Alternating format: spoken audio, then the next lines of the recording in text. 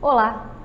Depois do etanol, o setor sucroalcooleiro deve encabeçar mais uma revolução na área de mobilidade.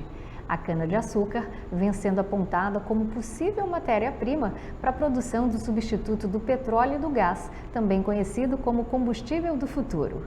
E ele movimentará não apenas carros, caminhões e aeronaves, ele também será o passaporte para o Brasil se tornar o vanguardista do mundo na economia de baixo carbono. Evandro Gussi, presidente e CEO da União de Indústrias de Cana-de-Açúcar, é o convidado deste programa. Olá, Evandro, seja muito bem-vindo. Antes de tudo, eu gostaria de agradecer sua presença, sua trajetória é realmente inspiradora, desde a academia até os corredores do Congresso e agora liderando a União das Indústrias de Cana-de-Açúcar, que é a maior organização representativa do setor de açúcar e bioetanol do Brasil. Seja bem-vindo. Muito obrigado, Laura. O prazer é todo meu estar aqui com você. Evandro, a União da Indústria de Cana-de-Açúcar e Bioenergia é uma entidade dedicada a fornecer energia limpa, renovável e natural sob a forma de cana-de-açúcar, biocombustíveis, bioeletricidade, biomassa e a principal associação do setor sucroenergético do país. O que levou a assumir, o levou a assumir o papel de presidente da Única? Eu estou particularmente interessada porque antes de assumir a direção da Única, você foi deputado federal pelo estado de São Paulo e também professor da Unesp, nas áreas de Direito Constitucional, Administrativo e Ambiental.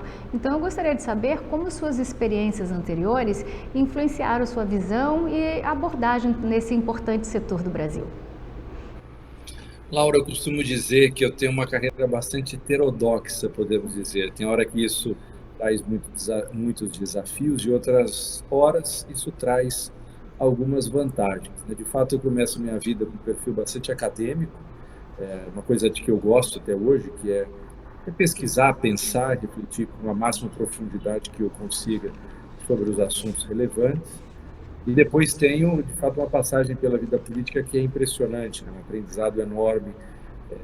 Ninguém faz nada sozinho na Câmara dos Deputados ou no Congresso Nacional. Então, a ideia de relacionamento, de ouvir o que o outro pensa, de entender o seu ponto de vista, é determinante num ambiente como esse. E, no fundo, na Única, há um resumo de tudo isso. Por um lado, é compreender com a máxima profundidade possível esse setor fascinante que o Brasil desenvolveu nas últimas décadas, um setor que inspira os melhores sentimentos mundo afora. Eu tenho tido a oportunidade de estar em praticamente todos os continentes falando sobre a bioenergia, especialmente, e é fantástico ver como as pessoas querem compreender e até mesmo replicar esse modelo brasileiro. Então, de um lado, tentar compreender o máximo possível foi uma coisa que eu sempre busquei na minha vida profissional. E, de outro lado, é essencialmente uma função de representação, uma função de construção de relações, que sempre pressupõe a compreensão do outro, o seu ponto de vista, quer seja uma autoridade, quer seja uma outra entidade privada. Acho que esse é um pouco o resumo do que eu faço e de como, de certa maneira, a vida foi me permitindo que eu aprendesse alguma coisa com muita gente. Na verdade, a coisa pela qual mais sou grato, assim, eu tive grandes mestres, tanto na vida acadêmica quanto na minha vida política. Aprendi com muita gente extremamente competente. Evandro, o setor sucroenergético no Brasil compreende todas as atividades agrícolas e industriais relacionadas à produção de açúcar, bioetanol e bioeletricidade. Ele está alinhado com o Brasil desde o tempo da colonização, sendo por diversas vezes a peça central da economia.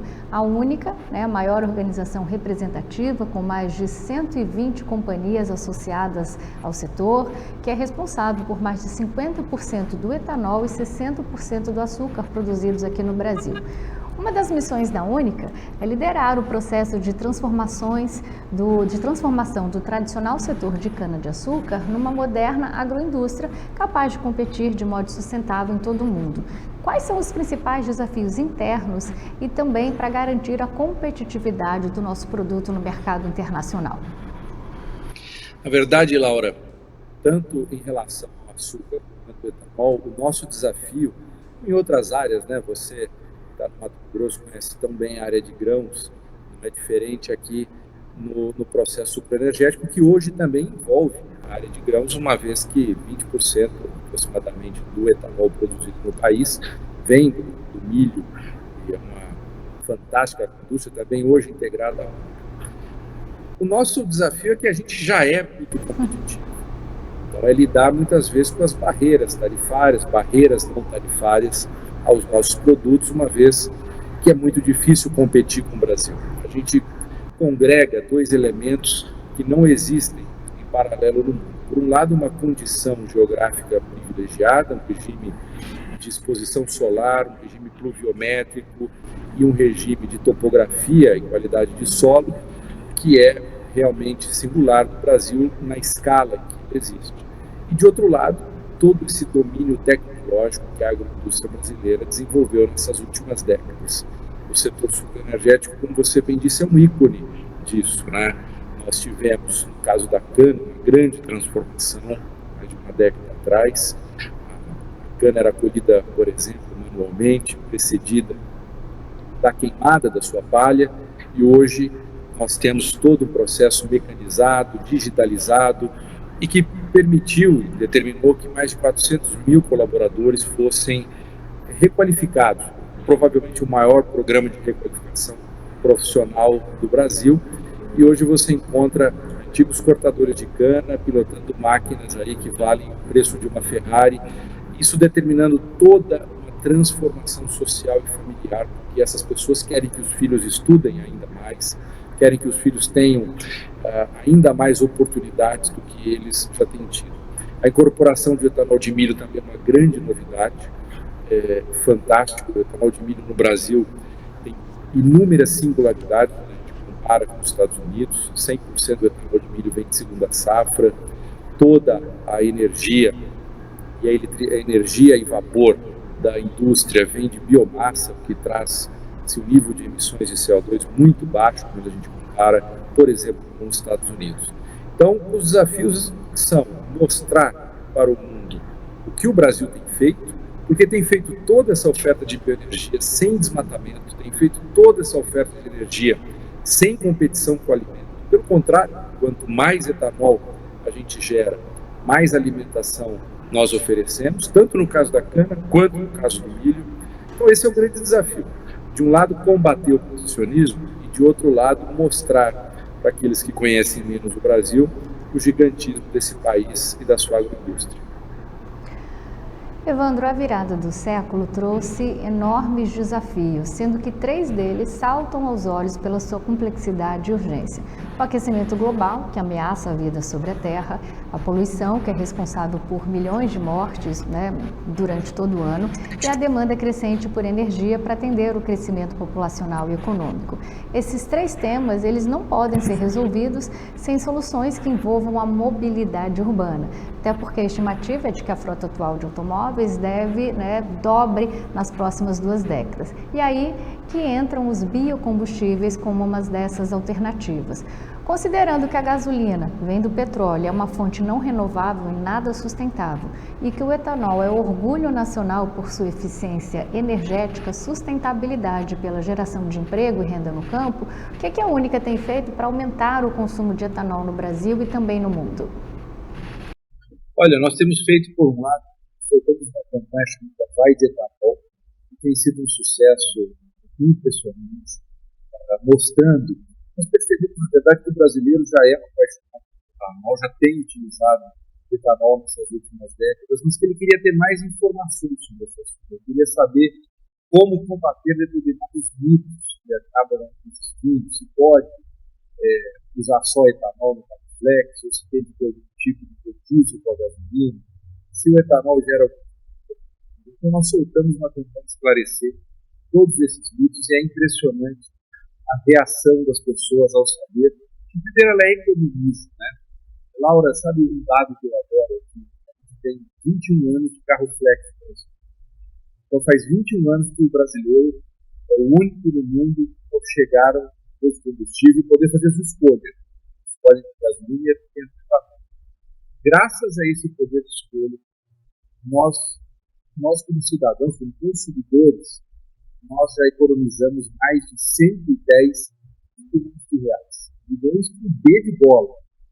E, ao mesmo tempo, a gente tem uma redução de emissões de gás carbônico na ordem de 660 milhões de toneladas. Então, enfim, a gente tem aí uma grande oportunidade em relação ao mundo, neste momento que a gente tem, como você disse, todo o desafio de várias mudanças climáticas, evitando isso do aquecimento global, isso do aquecimento global, é justamente compartilhar essa experiência brasileira. Nós temos feito isso na América Latina, na Ásia, e seguimos agora a África também. No G20, por exemplo, que está sendo presidido pelo Brasil, nós oferecemos, em conjunto com a Stellantis, a Toyota e a Hyundai, nós oferecemos carros flex e híbridos flex 100% abastecidos com etanol, em que as autoridades estrangeiras estão usando e se maravilhando com essa oferta que o Brasil tem de bioenergia sustentável, baixo carbono e com respeito à alimentação humana. Normalmente, quando a gente pensa em etanol, a gente sempre enxerga o biocombustível como uma alternativa principal ao uso da gasolina e, em mais específico, ao transporte. Mas ele tem outras inúmeras utilidades, como, por exemplo, a questão da economia circular. Aliás, da cana-de-açúcar ao milho não se perde nada, né? De que maneira o setor sucroenergético pode ser considerado um dos exemplos mais bem-sucedidos em relação ao desenvolvimento econômico, à produção integrada e sustentável de energia e alimento, preservação de recursos naturais e ao respeito ao meio ambiente? Olha, fantástica pergunta. De fato, o que esse setor fez, primeiro, nas duas cadeias, o exemplo de economia circular. Ou seja, você é um setor sem resíduos, você não deve nada no processamento das matérias-primas. No caso da cana-de-açúcar, o tal que você vai fazer açúcar, etanol, você vai ter um bagaço fazer bioeletricidade, e agora os resíduos já voltavam como da parte agrícola, ainda estão passando por digestores que captura o biogás, purifica a biometano, e é uma molécula igual ao do gás natural, só que você sai de 80 gramas de CO2 por megajoule e vai para 4, 5, quase zero em determinados processos.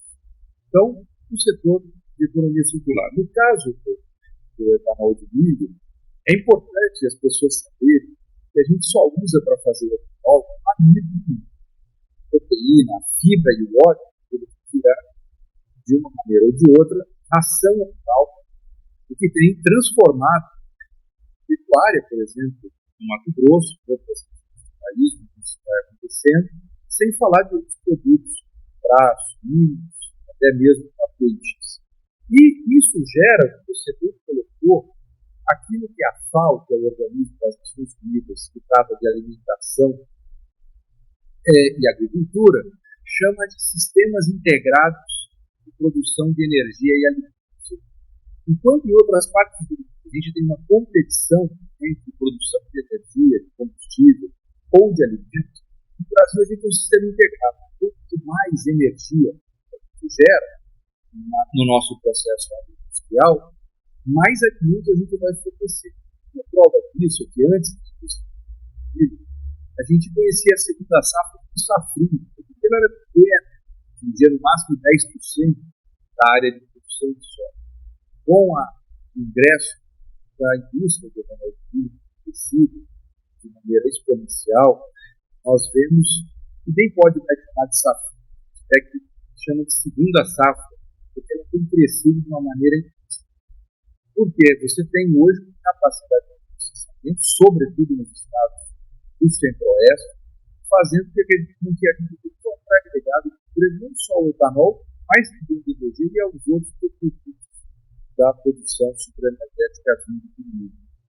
Ou seja, de fato é um exemplo fantástico que o Brasil construiu, tem construído, e realmente o que mais me importa é a capacidade de replicar esse instrumento, esse ecossistema, em outros países específicos, países africanos. Uma indústria semelhante a essa, em vários países africanos, seria suficiente para a gente ter uma transformação ambiental, social e econômica nunca vista. Evandro, do ano do lançamento dos carros Flex a dezembro de 2023, o uso do etanol, que você citou no bloco anterior, evitou que mais de 660 milhões de toneladas de CO2 fossem lançadas na atmosfera. Apenas em nível de comparação, por um efeito semelhante na natureza, seria necessário cultivar aproximadamente 5 bilhões de árvores pelos próximos 20 anos. Essa baixa pegada de carbono recolocou a qualidade do ar de São Paulo, uma quarta cidade mais populosa do mundo, dentro dos padrões estabelecidos pela Organização Mundial de Saúde. Ou seja, além da redução da poluição, a produção de etanol também significa preservação ambiental. Quando deputado, o senhor foi autor da Lei RenovaBio, referência para ampliar a utilização de biocombustíveis no Brasil. Eu gostaria que você explicasse esse projeto, de que maneira ele contribui para que o país atinja suas metas de redução de gases de efeito estufa e para o cumprimento dos compromissos assumidos no âmbito do Acordo de Paris. O RenovaBio, Laura, de fato, é um capítulo singular da minha vida, porque fui apresentado a esse conceito e fiquei de fato encantado por ele. Por quê? Todos os biocombustíveis em outros países, eles eram medidos, tinham a sua intensidade de carbono, ou seja, quanto que ele emite de CO2 pela energia que ele gera. Esses números eram determinados por aquilo que a gente chama de proxies, ou seja, medições aproximadas processos computacionais.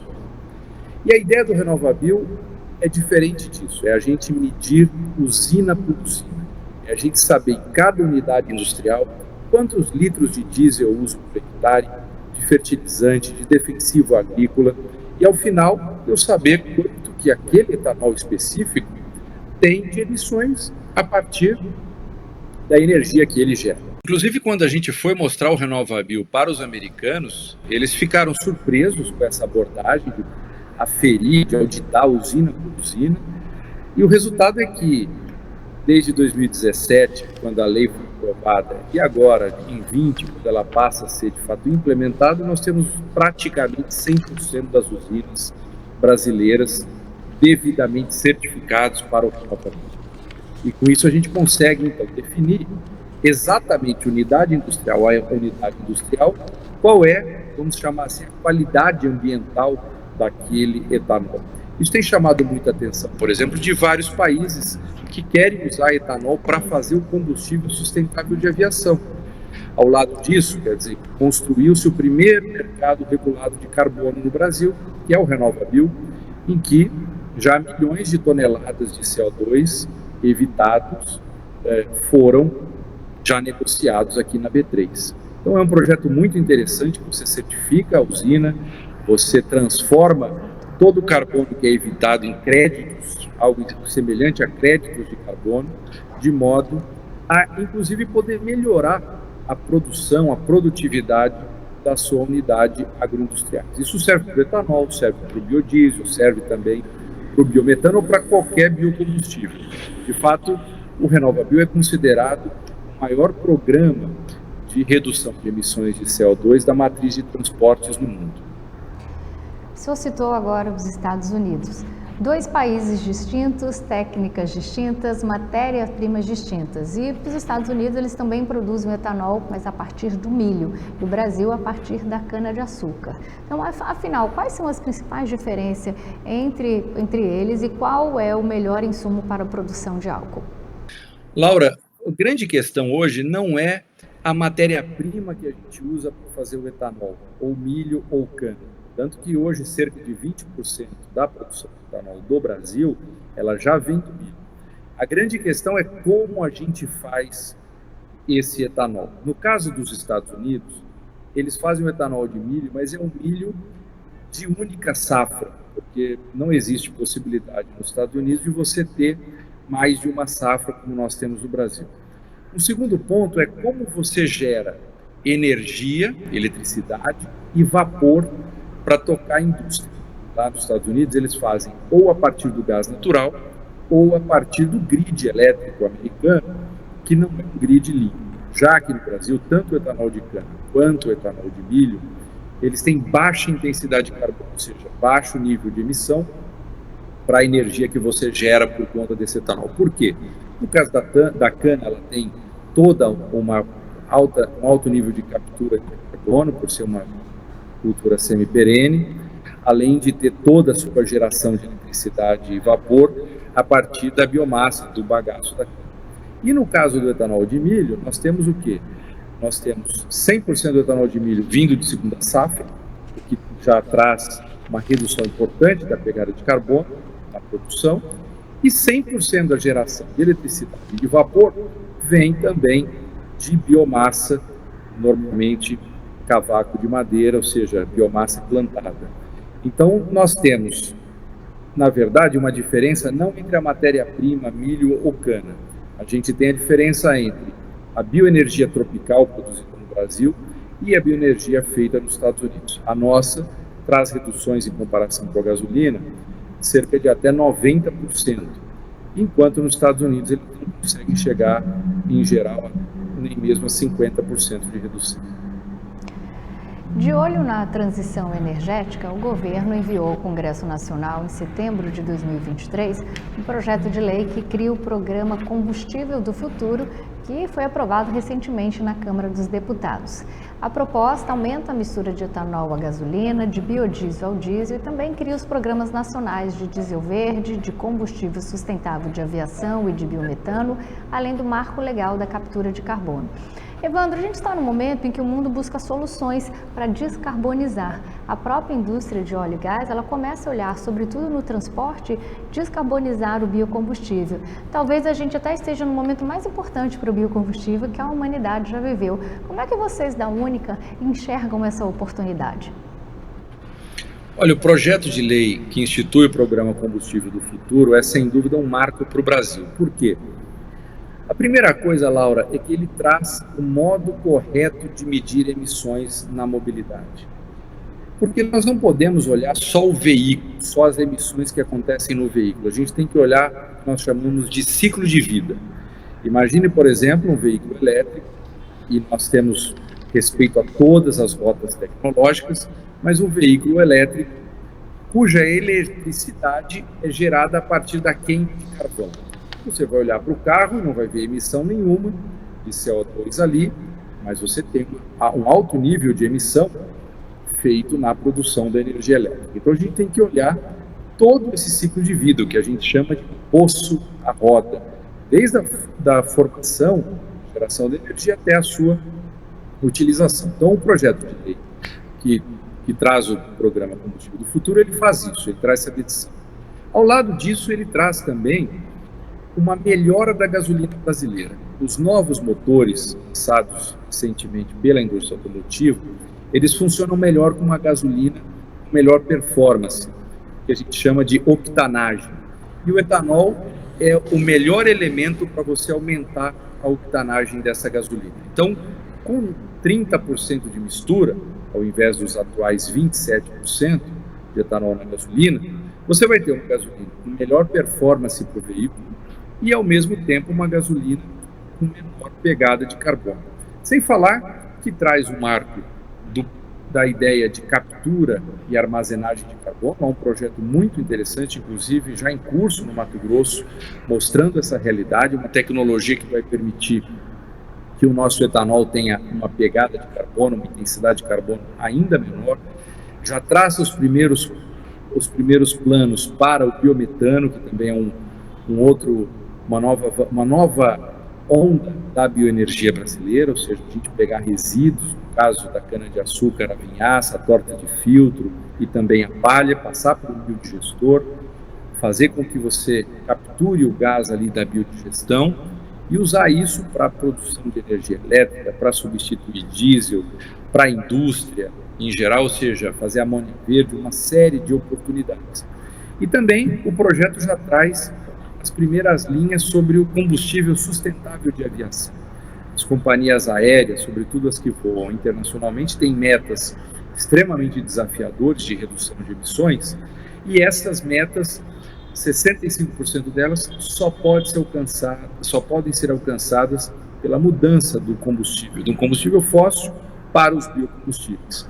E a gente tem no etanol e no biometano as duas principais rotas para a gente produzir SAF. Ou seja, esse projeto de fato põe o Brasil na vanguarda, né? O ministro Alexandre Silveira e o seu time lá no Ministério de Minas e Energia foram fantásticos ao desenhar uma proposta tão inteligente, tanto que a Câmara dos Deputados, que tem no presidente Arthur Lira um grande vocal da transição energética, ao lado do relator do projeto, que foi o deputado Arnaldo Jardim, aprovaram isso praticamente com unanimidade. E nós esperamos que o Senado faça um caminho semelhante, com a reflexão que ele pode e deve fazer sobre o projeto, uma vez que o presidente Rodrigo Pacheco também tem sido um vocal extremamente relevante no tema da transição energética, tem alto compromisso com esse ativo brasileiro, e o mesmo se diga do senador veneziano Vital do Rego, que é o relator nessa fase do processo legislativo. Então, nós estamos muito confiantes, porque tanto o governo quanto o parlamento brasileiro percebem a oportunidade que existe no mundo para a bioenergia, percebem o patrimônio que o Brasil construiu nessas últimas décadas e entende que essa oportunidade deve ser aproveitada da melhor maneira possível. O Brasil foi à Conferência das Nações Unidas sobre Mudanças Climáticas, a COP28, empunhando a bandeira dos biocombustíveis como solução para a transição energética, não só do país, como também de todo o mundo. Muito se tem falado, como o senhor mesmo disse, sobre veículos elétricos, hidrogênio e outras rotas tecnológicas com todo o seu alto impacto de investimento para a transição. Nos últimos anos, a tendência da eletrificação acelerou a disputa pelas rotas de descarbonização do transporte e o setor de bioenergia nacional vem se articulando desde a gestão do ex-presidente Jair Bolsonaro. Evandro, o biodiesel brasileiro está pronto para cumprir sua função no processo de descarbonização? Olha, sem dúvida, os biocombustíveis brasileiros, eu posso falar de maneira mais exata sobre o etanol, já estão cumprindo esse papel. A gente já está descarbonizando de uma maneira simples, rápida, barata, fazendo com que o consumidor, inclusive, possa economizar descarbonizando e descarbonizar economizando. Essa é a mensagem que o Brasil tem levado. E mais do que isso, a gente tem levado a ideia de neutralidade tecnológica. A gente não precisa escolher entre uma rota e outra. Tanto que o modelo que mais tem se mostrado viável, não só no Brasil, mas uma parte importante do mundo, é o chamado híbrido flex, ou seja, um veículo que é capaz de usar 100% de etanol e também tem um processo de eletrificação que contribui para o processo de eficiência energética no carro. Ou seja, o Brasil está extremamente bem posicionado, fruto disso, investimentos de mais de 100 bilhões de reais foram anunciados recentemente pela indústria automotiva, justamente porque nós temos algo único e que o mundo hoje deseja. A indústria de bioenergia de Mato Grosso também foi à COP para tentar desassociar a ideia de que a produção de biocombustíveis compete com alimentos ou mesmo com as florestas, como temem os ambientalistas. O estado, aqui em Mato Grosso, ele é líder na produção de etanol de milho e caminha para ter a primeira indústria de etanol de carbono negativo do mundo por meio da tecnologia de bioenergia com captura e armazenamento de carbono. Por ser um fator de competitividade para a indústria, a agenda ambiental é o que hoje mobiliza o setor produtivo. Evandro, como a bioenergia ajuda a produzir biocombustível, energia elétrica e alimento ao mesmo tempo? Isso é o que a gente chama dos sistemas integrados de produção de energia e alimentação. E o Mato Grosso é um símbolo disso, sobretudo na indústria, não só na indústria de etanol de milho, mas de modo mais recente na indústria de etanol de milho. O que a gente consegue fazer é justamente o quê? Aproveitar a parte menos atrativa sob a perspectiva nutricional, que é o amido, e guardar para a alimentação animal e posteriormente para a alimentação humana, porque vai ser o ser humano que vai se alimentar dos bovinos, dos suínos, dos peixes, a gente usa proteína, fibra e óleo para alimentação animal e, consequentemente, alimentação humana. Então, isso que o Brasil desenvolveu, essa possibilidade de fazer as duas coisas juntas. Então, esse dilema que em alguns países a gente observa entre alimentação ou produção de energia. No Brasil, ao contrário, quanto mais energia, quanto mais bioenergia a gente produz, mais alimentação a gente vai gerar para as pessoas. Evandro, a Única já certificou 40 usinas sucroalcooleiras com o selo de energia verde. Criado em 2015, o selo foi o primeiro projeto do mundo focado na produção de energia elétrica estritamente a partir da biomassa da cana-de-açúcar, que é o bagaço, a palha, o biogás, e é concedido anualmente sem custo às usinas produtoras que cumprirem os requisitos de geração renovável e de eficiência energética. Então eu pergunto, qual a importância do selo verde para as indústrias e por que ele é tão necessário? Justamente para a gente mostrar essa outra faceta do setor, que é a produção de energia elétrica. Todas as usinas são autossuficientes em produção de energia, ou seja, ela não precisa ter eletricidade para sustentar a produção de fora. Ela queimando bagaço ou queimando biomassa, ela já gera ali toda a eletricidade. E ao lado disso, ela tem um superávit, ou seja, tem uma sobra de energia elétrica que ela disponibiliza para os produtores, para o mercado, para os consumidores. Inclusive, muito desejada por indústrias, por determinados segmentos mais corporativos, que querem ter a certeza de que estão usando uma energia elétrica de baixo carbono, uma energia elétrica limpa. Então, essa é a ideia do selo verde, tanto para os nossos produtores, quanto também para aquelas empresas que utilizam fonte de energia elétrica baseada exclusivamente em biomassa. Evandro, os Estados Unidos deram um enorme salto tecnológico ao lançar a primeira usina de combustível de aviação sustentável a partir de etanol. Mas serão os produtores brasileiros e não os americanos que primeiro vão colher os frutos. Embora os produtores americanos sejam capazes de processar etanol produzido a partir do milho, a usina da Geórgia funcionará principalmente à base de etanol de cana-de-açúcar importado do Brasil. Isso porque muitas usinas brasileiras já foram certificadas para produzir a matéria-prima para o combustível de aviação sustentável, atendendo aos padrões americanos e internacionais. O fato é que a produção mundial do SAF, à base de etanol, exigiria até 9 bilhões de litros por ano do biocombustível, o que equivale a quase 1/3 de toda a produção brasileira. Então eu pergunto, Evandro, o Brasil realmente está pronto para fornecer etanol em diferentes pontos dos Estados Unidos?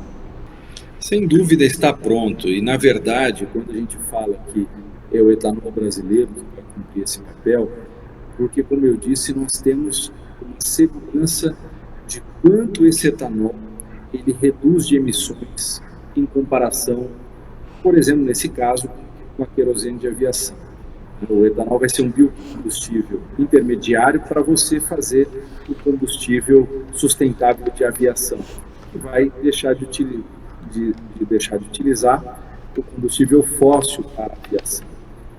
Então, os americanos muitas vezes não estão conseguindo colocar o etanol deles justamente porque esse etanol produzido a partir do milho de uma safra só e com utilização de gás natural ou grid americano, ele não consegue trazer a redução de emissões necessária e obrigatória para a produção de SAF. Então, o Brasil tem uma vantagem competitiva enorme, temos tido conversas muito interessantes com os japoneses, que também têm interesse e vão precisar de pelo menos 3 bilhões de litros de etanol até 2030, ou seja, há uma grande perspectiva para o Brasil quanto o tema é bioenergia. Evandro, considerando sua experiência e a evolução do setor sucroalcooleiro, como é que você avalia a mudança nas questões ambientais desde os anos 80 até os dias de hoje? E de que maneira as práticas sustentáveis e as políticas ambientais no Brasil e no setor de bioenergia se transformaram ao longo desse período? Olha, no passado, muitas vezes, o meio ambiente e a proteção do meio ambiente eram considerados como um atraso ou uma trava para o desenvolvimento econômico. O que nós vemos hoje é que, o contrário, o desenvolvimento econômico tem hoje, especialmente no Brasil, na questão ambiental, uma das suas maiores alavancas. Porque, de fato, nós temos problemas sérios a serem combatidos em relação a mudanças climáticas, ao aquecimento global, e é justamente por isso que os nossos produtos desenvolvidos até para outras finalidades, né? O etanol na década de 70 era para substituir a gasolina por conta da crise do petróleo, mas hoje passa a ser um ativo extremamente relevante. Então a questão ambiental que já foi vista como uma adversária, um problema para o empreendedor, ao contrário. Eu tenho dito assim que hoje nós não temos só um negócio sustentável. Verdadeiramente nós temos a sustentabilidade como um negócio. Ao lado de vender açúcar, vender etanol, nós queremos cada vez mais vender sustentabilidade, vender redução de emissão em cada litro de etanol. Agora uma pergunta dos nossos telespectadores. Realmente vale a pena o Brasil abrir mão de produzir alimento no campo para produzir cana para a fabricação de etanol? No longo prazo, isso não pode aumentar o preço dos alimentos para o brasileiro? Olha, na verdade, quando a cana entrou, ela substituiu pastagens degradadas. Então você tinha ali uma baixa produção alimentar naquela mesma área. Quando a cana veio, ela transformou aquela pastagem degradada em uma terra agricultável. E essa terra agricultável, todo ano, entre 15% e 17%, por questões de manejo, tem uma rotação na sua cultura. Então, nós vemos isso com soja, vemos isso com amendoim e outras culturas alimentares. Então, ao invés da gente ter uma competição cana ou outro elemento de agricultura, a gente tem, na verdade, o seguinte: uma terra que não ia ter agricultura, uma terra que tinha uma pecuária ineficiente, foi convertida numa terra de agricultura com solos estruturados e que, inclusive, por exemplo, no estado de São Paulo, curiosidade, o amendoim, que tinha quase sido banido, ele retornou com o setor sucroenergético. Tem uma parte interessante dos canaviais que são renovados para poder fazer o replantio da cana, que você cede para a produção de amendoim. Então, não tem mais esse mundo do ou vai plantar cana, ou vai plantar amendoim ou soja. Não, você tem um mundo do e. Quanto mais a cana veio, mais ela trouxe a cultura dos grãos a ela associados. E no caso do etanol de milho, você, repito, usa para fazer etanol apenas o amido, que não é recomendado mais o seu consumo em excesso. E, de outro lado, com a proteína, com a fibra e com o óleo, você vai fazer ração animal, cuja ração animal vai se transformar ao final do dia em alimentação humana. Evandro, o Brasil é o maior produtor mundial de cana-de-açúcar, com uma produção anual que supera 600 milhões de toneladas. Como é que a Única está trabalhando para balancear essa expansão produtiva com as necessidades de sustentabilidade ambiental? Quais são as práticas ou tecnologias que têm sido adotadas para minimizar o impacto ambiental na produção de cana-de-açúcar no país? Na verdade, hoje nós temos um impacto praticamente tendente a zero. Como eu disse, nós temos uma indústria de absoluta economia circular, ou seja, sem nenhum tipo de resíduo, quer seja para solo, quer seja para rios ou lençóis freáticos. Então você tem todo esse cuidado, todo esse zelo. É o setor que replantou árvores no Brasil para fazer APP, para fazer reserva legal, para fazer também a recuperação de encostas e de outros ativos ambientais. Então, na verdade, repito, o Brasil hoje vê um caso exclusivamente de amor entre o seu agronegócio de verdade. Eu não estou falando daqueles que cometem crimes, e para os que cometem crimes tem a lei para que os puna da maneira adequada, mas o que a gente tem de verdade é uma produção bioenergética altamente sustentável. Para a gente encerrar, Evandro, considerando sua experiência e posição na Única, como é que você avalia a imagem atual do agronegócio brasileiro no exterior e quais são os principais desafios que ainda precisam ser superados para melhorar essa percepção internacional? Olha, realmente é o Brasil ser melhor conhecido. E esse é um trabalho que nós temos envolvido na Única. Muitas vezes as pessoas comentam, falam uma série de coisas do Brasil, sem conhecer o seu gigantismo territorial, sem conhecer o seu gigantismo tecnológico. e as suas condições realmente próprias de produção e de produtividade.